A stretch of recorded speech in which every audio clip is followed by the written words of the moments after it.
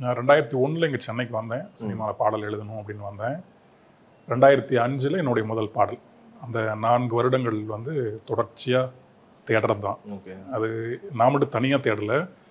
நான் இங்கே வந்து அறை எடுத்து தங்கியிருந்தப்போ என்னுடைய ரமேஷ்னு ஒருத்தர் இருந்தார். அப்புறம் இப்போ இந்த சரவணன் ஒருத்தர், திண்டுக்கல் சரவணன் சொல்லி புகழ் அடைஞ்சிருக்கார் இல்லையா, மிமிக்ரி ஆர்டிஸ்ட். ஆமாம் ஆமாம், நாங்கள்லாம் ஒன்றா தான் இருந்தோம் அப்போ. ஓகே, ஆமாம். அதில் ரமேஷ் அப்படின்றவர் வந்து சுசி கணேசன் அவருடைய உதவி இயக்குனராக இருந்தார். ஓகே ஓகே ஓகே, தொட்டி ஜெயலலிதா அறிமுகம். ஆமாம். அப்போ நம்ம நடிகர் சூரி நாங்கள் எல்லாம் பண்ண ஒன்றா தேடிட்டு இருந்தவங்க தான், ஒன்றா கூடிக்கிறவங்க தான்.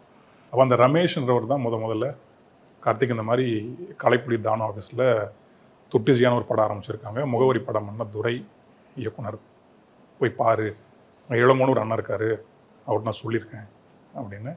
இந்த தாய் அன்பு, தாய் உள்ளம் படைத்த ரமேஷ் தான் போ அப்படின்னு சொன்னாப்புல. நான் அந்த பயணத்தில், தேடல் பயணத்தில் அந்த படத்துக்கும் போனேன். சரி இதுக்கும் போய் பார்ப்போம் அப்படின்னு. அப்படி போய் தான் அப்போ இப்போ நீங்கள் சொல்லிங்களே அதே மாதிரி அப்போ இன்னும் ரொம்ப எலும்பாக பள்ளிக்கூடம் படிக்கிற பையன் மாதிரி தான் இருப்பேன். சரி, அவெல்லாம் எங்கடா எழுத போகிறான்ற மாதிரி தான் அவர் அவர்கிட்ட கேட்டார்.